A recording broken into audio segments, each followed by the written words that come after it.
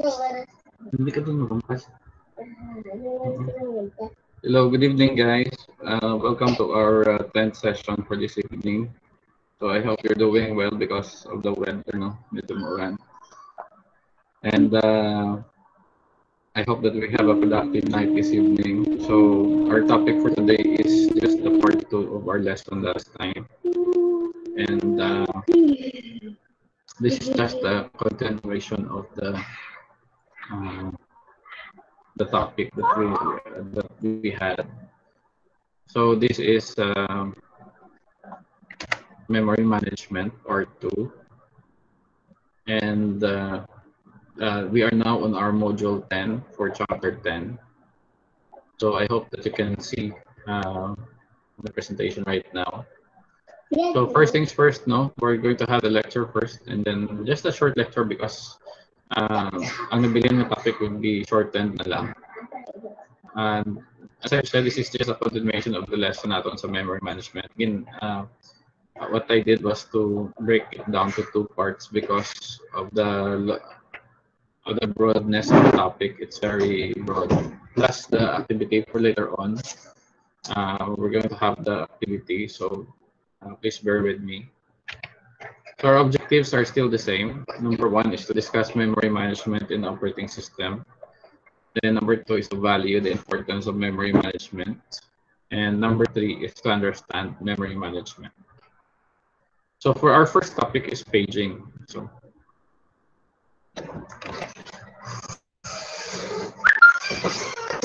on paging, your computer can address more memory than the amount physically installed on the system. So this is because of the extra memory that is actually called virtual memory, no? And it is a section of the hard disk that's set up to emulate the computer's RAM. So when we talk about paging, this is just a technique which plays an important role in impending virtual memory. So paging is a memory management technique in which process address space is broken into blocks of the same sizes called pages. So the size of the power of 2, for example, is between 512 bytes and 8192 bytes. Then the size of the process is measured in the number of pages. So similarly, the main memory is divided into small fixed blocks of physical memory called frames, and the size of the frame is kept the same as that of the page to have optimum utilization of the main memory and to avoid external fragmentation. So when the system allocates a frame to any page, it translates this logical address into physical address and create entry into the page table to be used throughout the execution of the program. So when we talk about physical address is the physical thing that you can see on your computer. Like for example, if your capacity of your hard disk is 512 gigabytes, meaning to say, you are allocating 512 gigabytes para lang sa hard disk space ninyo. So that is physical memory again. When we talk about virtual memory, students, this refers to ang memory nga gina-partition ninyo. Like for example, mag-reformat ka mo, pera ka gigabytes ang i-allow ninyo into the system partition, and pera ka gigabyte ang ginabutang ninyo para sa storage. So that is a very good example of your memory allocation of the okay. So when the process is executed, its corresponding pages are loaded into available memory frames. So like for example, suppose you have a program of 8 kilobyte, but your memory can accommodate only 5 kilobyte. Pareho ka ng mga MP3 ninyo, MP4. So MP3 lang. Kaya ang MP3 is for the music and MP4 is for the video. So ang sizes kanyong is between 3 kilobytes to 7 kilobytes. So like for example, may 8 kilobyte ka pero ang space mo is 5 kilobyte lang. Then the paging concept will come into picture. So when the computer runs out of RAM, kung maubos yung RAM ninyo, the operating system will move idly or unwanted pages of memory to secondary memory to free up RAM for other processes and bring them back when needed by the program. So meaning to say, there's no such thing as kulang na lang, because what you're going to do is, if your physical memory is handling incapably the amount of memory that is being stored, what your computer is gonna do is it gets a space or a storage space from your virtual memory. So sa virtual memory siya gautang ka spaces. That's why when you format your computer, you may wonder instead nga 512 gigabytes ang capacity of your hard disk, pero indeed 512 ang na-utilize ninyo. It is because it is allocated into several processes, and the virtual memory is responsible for the program to be hiding it for the future use of your memory spacing. So I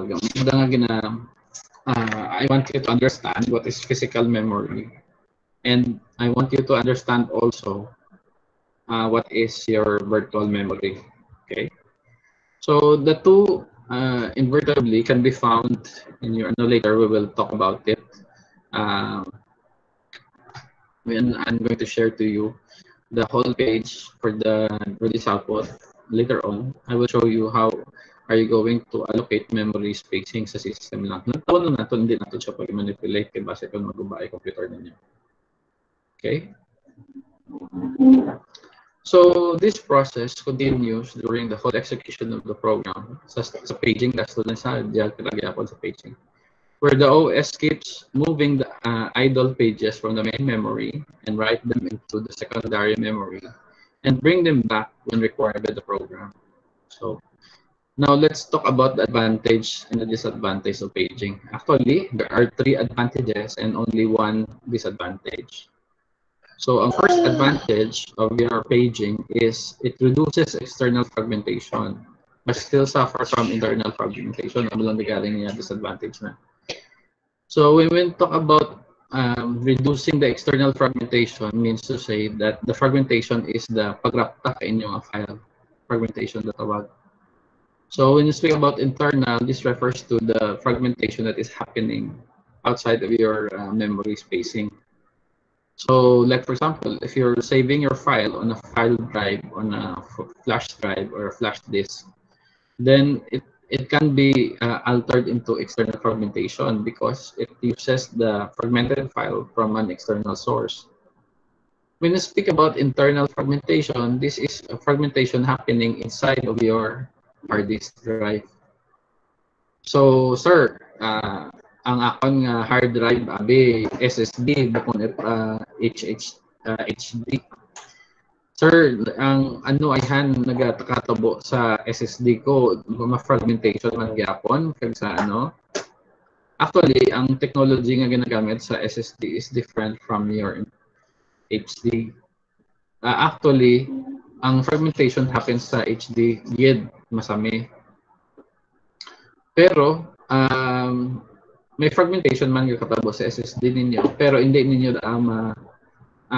mabatsagan unlike sa hard disk drive, because ang hard disk drive ninyo naga-rotate siya susulod sa anang metal casing. Whereas ang sa SSD ninyo is yung tulod na lang stacking, ang naman yung topic natin sa stack kag heap. Ginatulod na lang ang file sa main memory sa memory cache na. So dyan ang ginabutang ang storage. So that is why mas malasig ang SSD ninyo compared sa hard disk drive. Now, if the question is it possible that there is paging happening inside your SSD? There is, pero minimal siya compared sa inyong hard disk drive. Meaning to say, ang paging masami nga katabo sa inyong hard disk drive. Okay. So, muna. Number 2 advantage is paging is simple to implement and assume as an efficient memory management technique. Kaya insa, you're just borrowing memory spacing that is allocated in your virtual drive or virtual memory. So, why is it that distinguish natin ang physical memory kag ang virtual memory? Okay, what is happening? The best example of this is your installation of your your VR or the virtual machine, VM or the virtual machine. Na you are naman ninyo, instead of reformatting your computer sa virtual machine na ka mo nag-reformat na install. That is a simulation. It simulates the real thing because it house a certain amount of memory within its pages. Pwede nyo matawag nga array, pero mas kakabagay siya matawag na paging. Kaya sa paging, ang memory, pag-borrow ka memory ninyo is being determined by how much memory is being stored inside your memory or your hard disk drive or your RAM or your random access memory. So, sir, gasala ako, din memory nga ginatawag. Is it sa RAM or is it sa hard disk? Ang sabat other than is both, duwa sa students. Kaya siyempre, ang RAM ninyo is the random access memory which temporary stores, tandaan nyo, temporary stores. However, when your hard disk drive is storing memory that is fixed, so both of them is manipulating your memory spaces. Duwa da sanda. However, makabatsag ka mo hinay ka computer ninyo kung ang paggamit ninyo ka RAM ninyo kag ang inyong hard disk drive why siya ga-synchronize. Kaya ang tuyog ka inyong hard disk why siya santo sa kapasidad ka RAM ninyo. So, unlike sa mga kung kisa sa laptop ninyo, mabasagan ninyo, hikapan ninyo bala ang anang kaha. Na example, gawra mo sa laptop nyo. Kung may mabasagan ka mo nga vibrate yan, that means to say, ang hard disk nyo naga-keep up sa RAM ninyo. Meaning naga-lagas bala sa RAM. Kay students, ang paggamit ka memories within sa RAM ninyo kag sa hard disk drive dapat daw siki da sanda. Paano magpaano ka mo hindi wala to paano yung so meaning to say kung ay nagabagay ang wala sa tuo mga pagpanaw nagapiang-piang ikaw. So amo daga katabo sa laptop ninyo nagapiang siya. Kay why gasanto ang lagan ka wala na nga siki sa right nga siki. So dapat parehas. That's why to be efficient, there is a borrowing of memory within physical memory kag sa virtual memory ninyo. So number 3 advantage is due to equal size of pages and frames, swapping becomes very easy. So hambal ko dapat there are two specifics of your memory in your RAM, found in your RAM, and memory found in your hard disk drive. Okay. So another is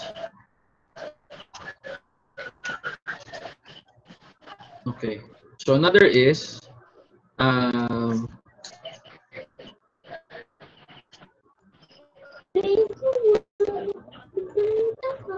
wait lang. Okay. Another thing is your page table requires extra memory space, so it might not be a good for a system having small RAM.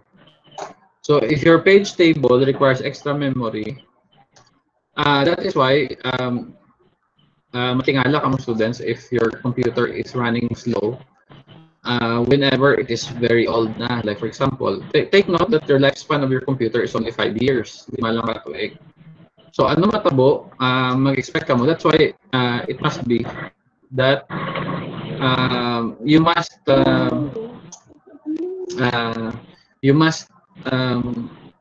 go on with the updates of your operating system. Dapat in-update yung permanent computer ninyo.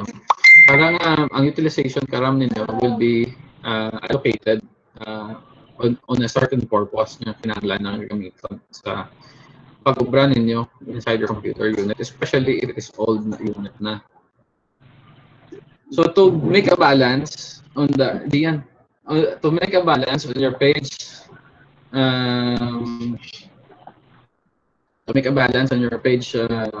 table. So the solution for that is to upgrade the memory. So like for example, your minimal memory is 4 gigabytes. So, himuon mo siya nga 8 gigabytes. Tandaan niyo mag-upgrade ka mo ka memory. Hindi pwede nga, ang isa ka RAM ninyo 4 gig, tapos ang isa 8 gig. Bawal the students. Hindi kita. Ang matabo kada is, gug-on kadang inyong hanggot ng memory, ang daan ng memory. Meaning to say, palyado doon ang 4 gig na memory. Or worse, maguba ang inyong motherboard. So, paano mag-upgrade, no? When you are going to upgrade, so dapat yung memory is patas. How? Ang first ninyong nga RAM should be 4 gig and the second slot is 4 gig. Kung gusto niyo mag-2 ka 8 gig, so bulon mo ang 4 gig mo nga RAM, kag islan ka 2 ka 8 gig. Bawal gid nga ang isa niyo ka memory hanggot, tapos ang isa niyo ka memory gamay. Bawal. So, hindi gid pwede. So, dapat kung ano yung capacity ka memory mo sa una na slot, ang kadwa mo slot, dapat parehas ang capacity nito. Okay, so let's go to our, that is paging, students. So let's go to our page mapping, activity 18. So what you're going to do is to create a page map table in physical memory using the formula. So you have two formula, no? The first formula is logical address is equivalent to page number plus page offset. The second one is physical address is equivalent to frame number plus page offset. So diin mo daya nga i-drawing nyo anay gid ang page map tapos i-compute ninyo ang mga offsets nanda. Or there is a certain diagram of that, okay? This is a certain diagram for page map. Wait. Dindo ko. Okay, sige. So far, hold your questions, students. We're going to answer your query later on. So just bear with me, okay? Number 2, let's go on. Let's continue. For segmentation, so another topic is segmentation. Kaya na paging, ang diagram is segmentation. For segmentation, okay, this refers to memory management technique in which each job is divided into several segments of different sizes. So, like for example, one for each module that contains pieces that perform related functions. So each segment is actually a different logical address space on the program. Balot-balot lang dayang segmentation, meaning to say, if there is a certain capacity for segmentation, it must not nga nga pareho gid sizes ka memory nga ginabutang niyo diyan. Pero ang sa segmentation is kung paano niyo pasunodon. Okay. Amo dayang essence ka segmentation, ang pagpasunod na. So when the process is to be executed, its corresponding segments are loaded into non-contiguous memory. Through every segment is loaded into a contiguous block of available memory. So meaning to say, kung diin bakante nga block, dayan yung ginastore ang memory space.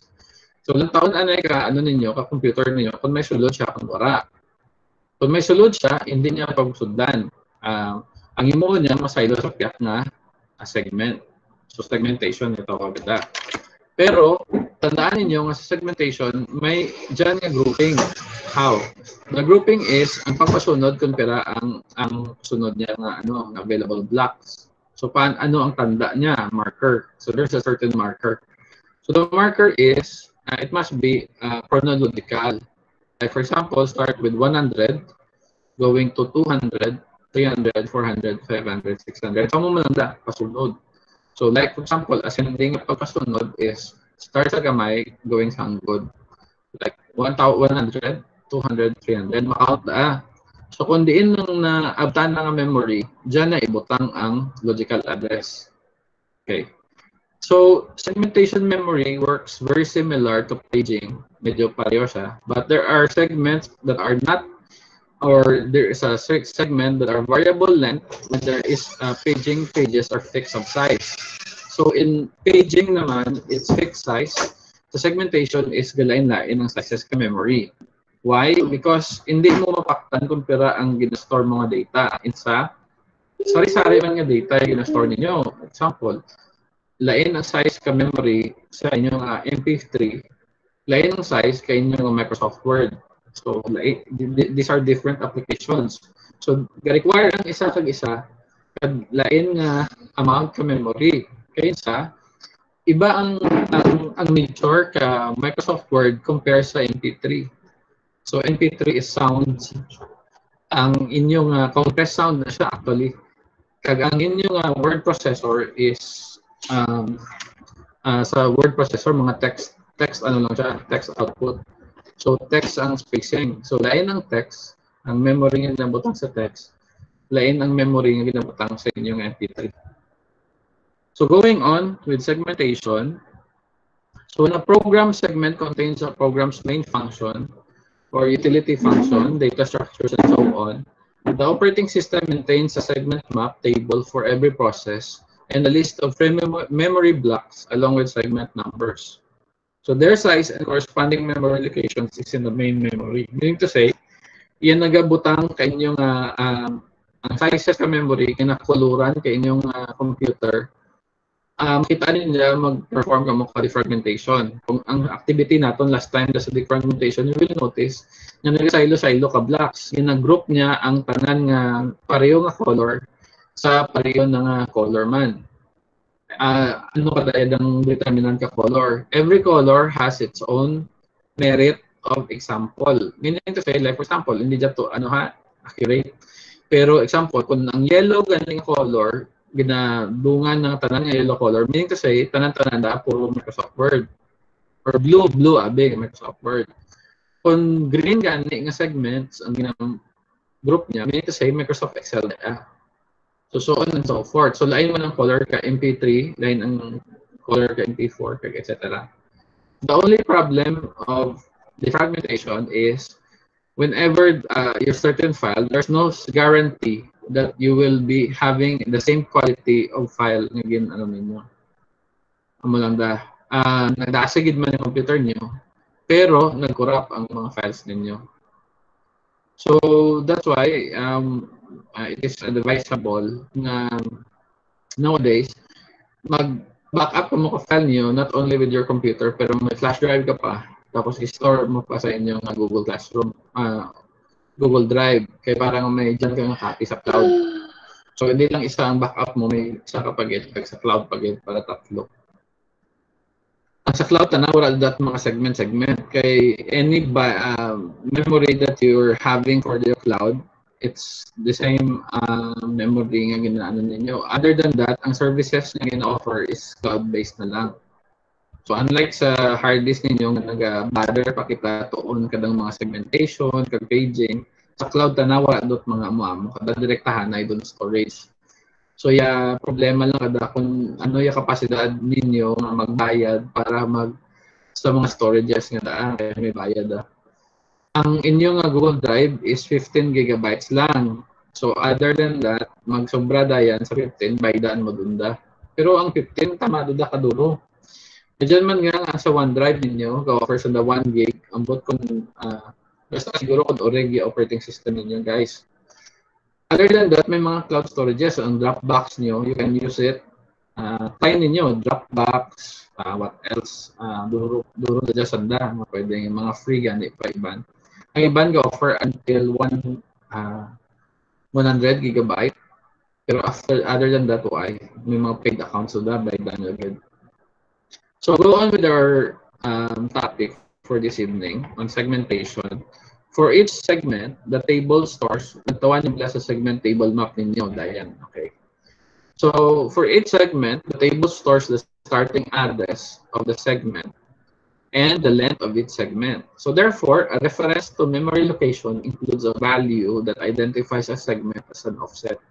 So makita ninyo, Dayan, SN, segment yan, segment process, segment map table, then main memory. Mag-drawing ka mo gani, drawingan nyo ka segment process, then sa tunga-tunga ang segment map, tapos ang main memory. Ano mo lang ba? So pasunod, 1, 2, 3, 4, 5, and ang tapusan N. Ang X nga da, variable sa sizes na, ang NM is memory address.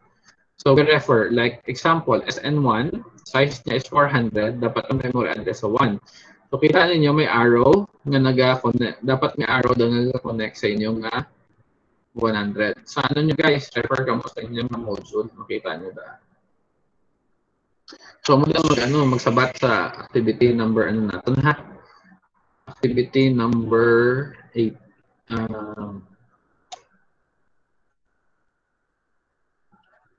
Okay, wait.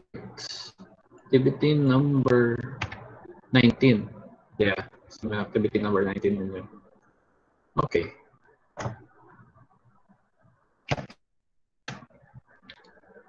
As I've said, segments usually correspond to natural divisions of a program, such as individual routines or data tables. Therefore, segmentation is generally more visible to the programmer than paging alone. Then different segments may be created for different program modules or for different classes of memory usage, such as code or data segments. So certain segments may be shared between programs. So refer to our your segment table map sa inyong module. Or dyan lang sa inyong guys, PowerPoint natin, no? So as you can see, refer ka mo guys sa sa module ninyo, mag-imo mo kami memory mapping. So drawingan mo lang ka segments, kaya butang ninyo kung pira ang memory address ng butang, kung pira ang iyang value. So kung pareho gani value na, okay lang. Kaya basta, ang arrow nga nag-point out is dapat to against the value. Okay, so like for example, ang sa activity na to 19, makita nyo ang SN1 sa 100, dapat sa 100 ba naka-connect sa inyong memory address. So imuan nyo ka-table, tapos butangan nyo lang ka-arrow. So that is the activity 19 for segment mapping, okay? So madahin mo na to. So as dyan lang kita students, add a source of PinCham to the StarStore knowledge. So this is the last slide. And we're going to answer your questions. If ever my question kamo sa activity natin for this evening.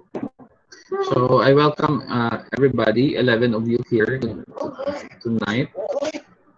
Faith, good evening. James, good evening. Michael, good evening. Josh, good evening. Kier, Krisa, Melchor, Nika, Rachel, and Ruby. Okay. So, ang memory maps natin. Okay. I don't know, guys, if you experience any problem with your Google Classroom right now. Okay, ang second year, nag-message ka na ako nga daw hindi siya naka-access ka. So, I'll try to remedy the problem. Kaya inyo guys, na-access ninyo yung module ninyo. Malantaw ninyo. May problema. Sir. Sa Facebook. Tomorrow lang guys, yan nyo. Yes. Yes, yun ang nagambal. Yes, yes. May apa ka mo? Diyan, ang sa naton is sa just refer to your module sa activity naton for this evening, for this week. Kay puro mapping na lang yan yung obrahon. So madali mo lang siya guys ang mapping naton. Okay. Let me present to you or lang ha. Diyan, hindi. Okay, as you can see sa module naton, this activity naton, no? Okay, let's go back to the to the page mapping. Okay, activity 18, no? For activity 18, we have the you have to create a page map table in physical memory using the formula. So what you're going to do here is to the formula here will be used para sa inyong physical map. So ang tsura niya gawa guys is siya, structural. Ang daw flow, daw data flow diagram, pero hindi siya data flow diagram. May mga may mga segmentation sa logical ang bahon ni Mabili is to research anay sa logical address at sa physical address. So lang tawon ninyo guys, i-search ninyo ang physical kag logical map kadang inyong himuon sa page map. Then makita ninyo dato yung comparison na duwa. That's the time that you're going to have the mapping. Okay? Dahil sa internet guys, don't worry, dahil dyan. Ang obrahon ninyo is ano lang ninyo sa Microsoft Word naton ninyo, kag i-drawing to ya, kag i-butangan ka diagram. So after you have done the diagram, what you're going to do is to save it and upload it to our Google Classroom. So ano mo lang guys. Don't worry, makita nyo gid ang logical address at physical address, ang comparison na lang duwa. Actually, ang itsura na is nagamit ang physical address nyo kag logical address. So tandaan niyo ang page map na daya gatabo sa physical memory. Okay?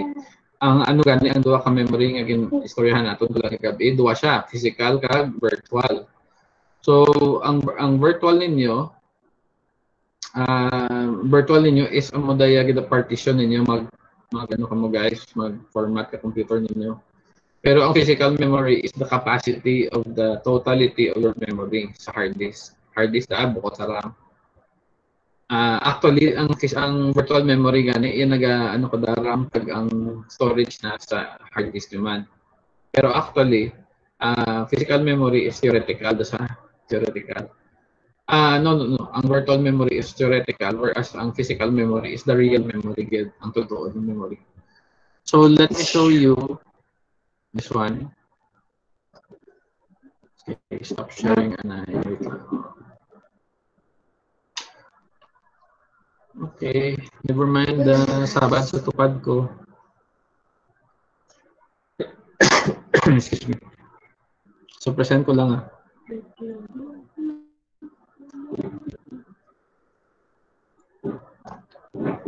Okay. Kadto ka mo sa search box. Excuse me.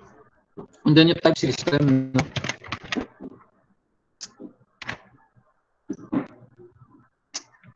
Okay.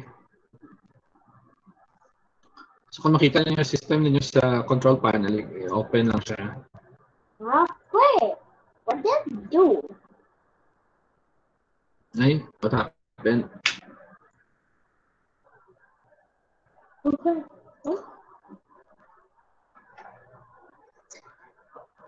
Excuse me. Wait lang. Okay, so dyan na siya. Okay, so this one.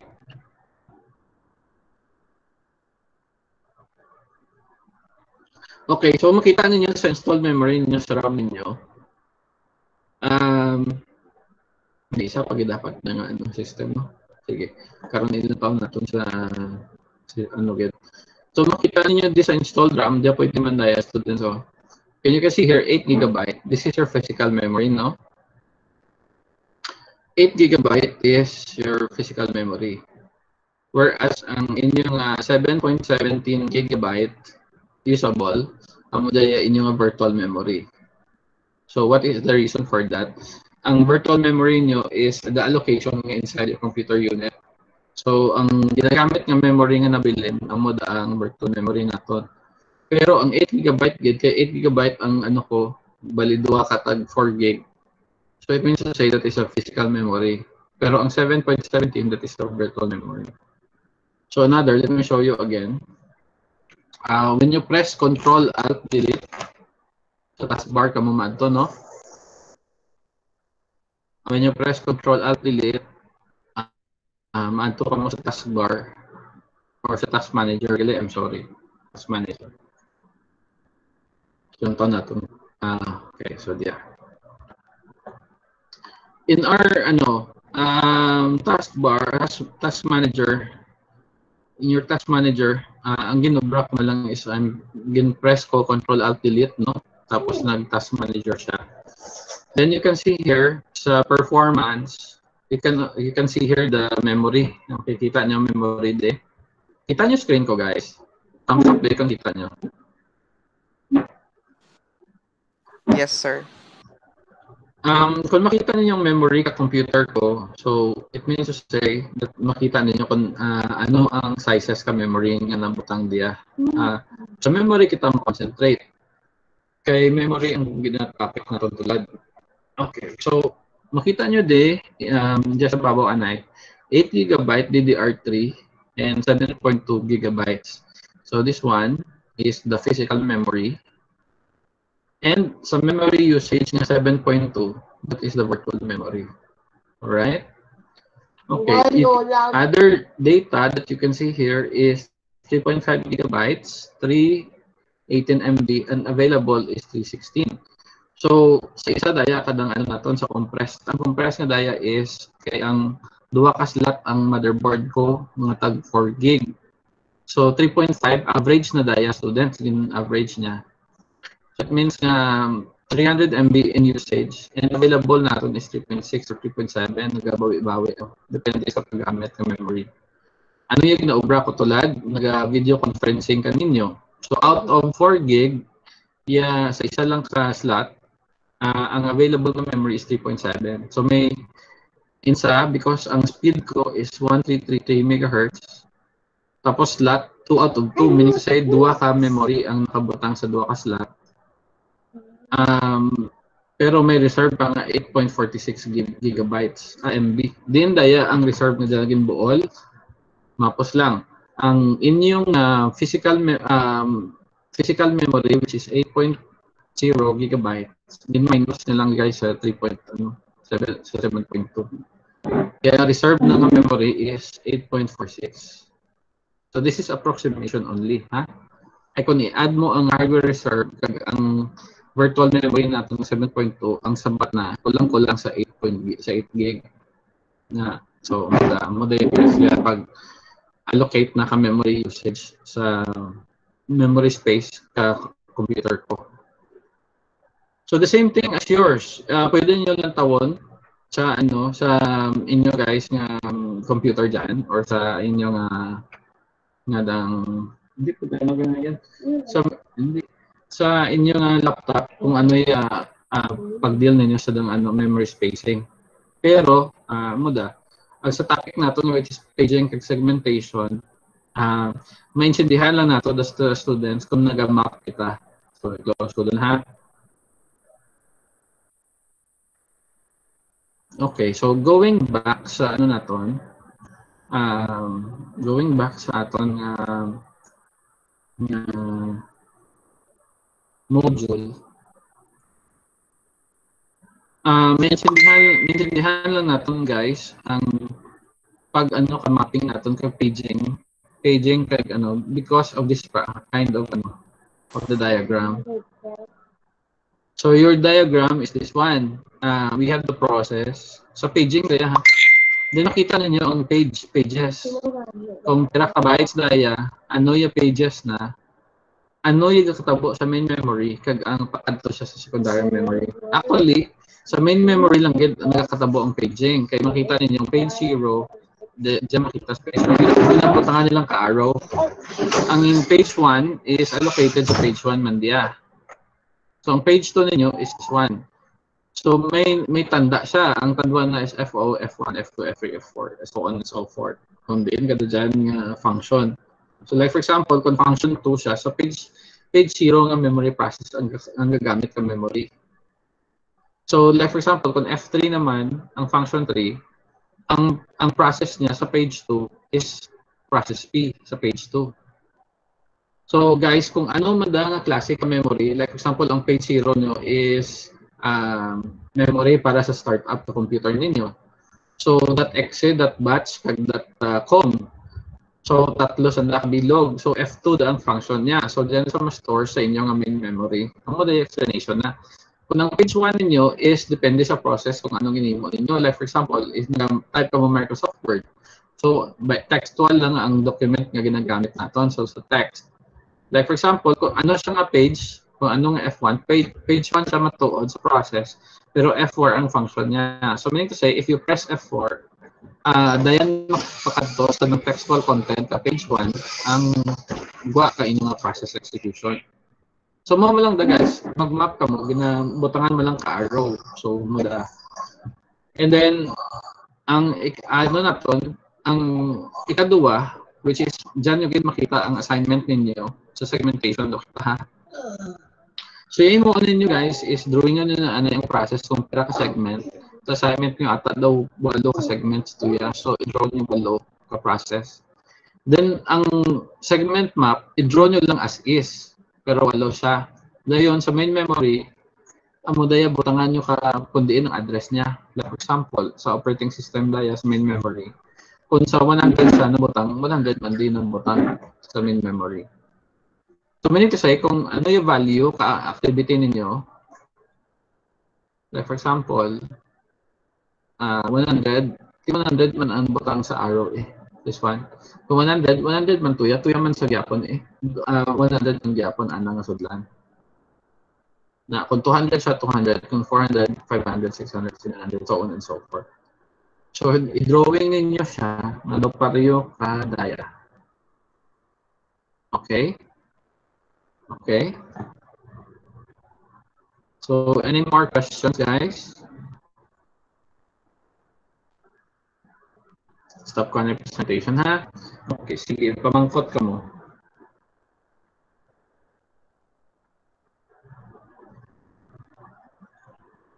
Okay, wait lang. Isa akong kung ano yung comments ninyo sa, ano, ha? Sa text box. Kung nag-uran duman.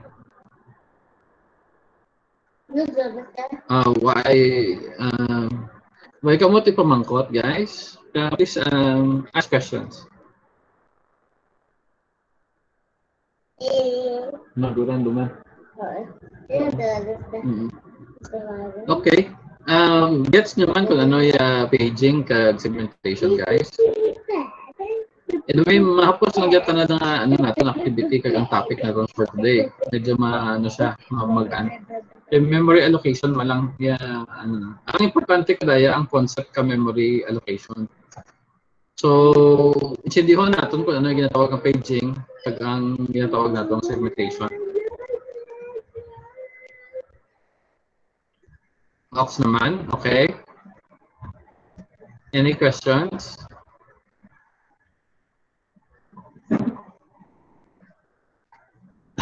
May kasi nabad sa tupad ko.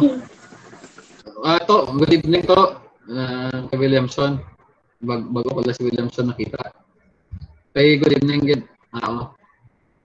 Maya dahil naka-buylog niya. Sige. May pamangkot, ikaw? Aga. Okay, man. Agawan, malaking nyo? Okay naman, sir. Okay, so, sige. Okay, sir. Gani. Mabatian ko nga Basi makabati ka mo ka-background ba lang nagalagom nag-uran do abdi. Okay, so question, guys. James, may question ikaw, James?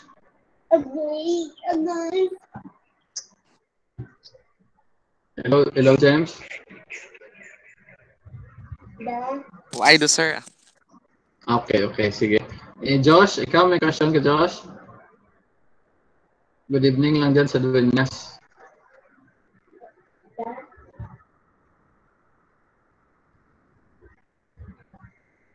Hello?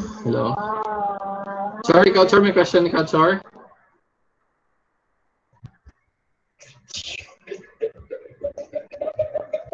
Yan.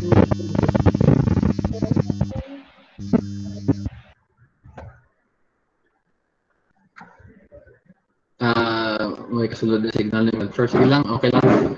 Okay, sige guys. If ever you need anything, question, may pamangkot lang yun. Butang niya sa text box. May pangulit ka na ako, di ba? Mga bata. Na ma-join matana ko no sa online class. Kakaroon hindi ko dyan pagpa-intrakon kasi kung diin dyan mga pangadto karon.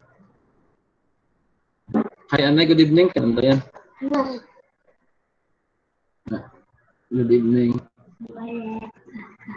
Oh, good evening. Good evening. Kanang bal ni James. Hello, James. Hello, James. Sige na. Ay, sus. Uya po. Okay, sige guys. Nalagyo, James. Nalagyo uya. Okay. Sige guys, kung ano naton. So, we'll continue our discussion sa next subject naton sa Thursday. And if you have concerns, please message lang. Thank you for attending this evening, and I hope that you learned something on our activity. I'm nag-expect ako nga you have questions sa Google Classroom. Daw okay matugali no na download mo sa second year abi kay na may nag-message kandang hindi na ma-access. So I think re-upload ko da from Borbay guro ya ano. So I don't know guys, I have not yet but actually kay na ko lang na bukad akon nga ano ba siya? Ang Facebook, guys, ang group naton sa Facebook kay masako gid ko parang naligat si Mana. Pero good to know that there's nothing big happening already. So I'm hoping that you can keep up your studies as well as in your other subjects, no, despite the conditions right now. So good evening lang gid kaninyo guys ha. Pag kabay pa magmayad lang yung pag naton. Medyo doon gawa di tawhay do gawa yung pero don't forget your protocols your health protocols wash your hands, balon alcohol kag face mask wala pa matapos hindi kita magkampante kasi matapikan ka mo ka balatian one way do lang daan hindi doon makita yung mga pinalanggan sa kabuhi. So careful kita na yan hasta nga wala pa vaccine sa nato. So sige, good evening. Ang sa pagid mga people nga sulod kay Gina kag ang kay nga sulod nga nagwa man. Good evening lang gid kaninyo. So I hope malantaw nang daliwat yung mga replay naton sa mga classmates ninyo. Kag so far do tag-as man guys score ninyo sa active naton sa exams. So the way man bala tanan man kamo guys nakabot exam. I don't know kung nakapasa do kamo ka activity. I-check ko pa ng midterm ninyo sa isa ka subject naton. Ang Y papalihog hello, good evening. Okay, sir. What's up? Static, sorry, kasulod. Wala na, be? Marapit, inaya lang yung volume mo, sir, or di gani, basta marapit sa TV or sa radyo? Hindi.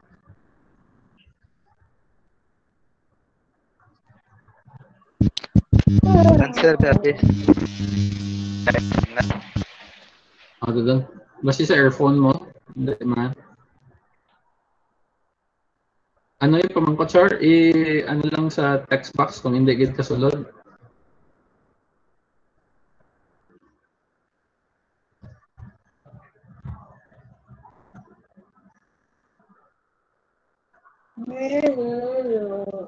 Okay, wait lang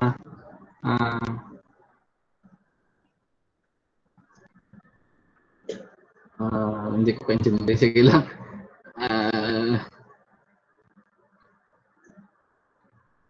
Okay. Sige lang. I think we have to end our session for this evening na. Okay, there's no more questions, concerns.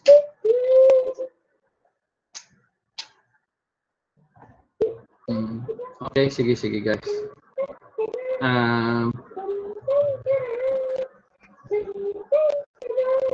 Okay. Sige. Thank you na lang guys. Good evening guys sa kanina tanan. Salamat din sa pag-attend ninyo. Don't forget to have your screenshots. Don't forget to have your screenshots as your attendance and upload it to our Google Classroom sa attendance. So thank you again. Good evening again. Thank you, sir.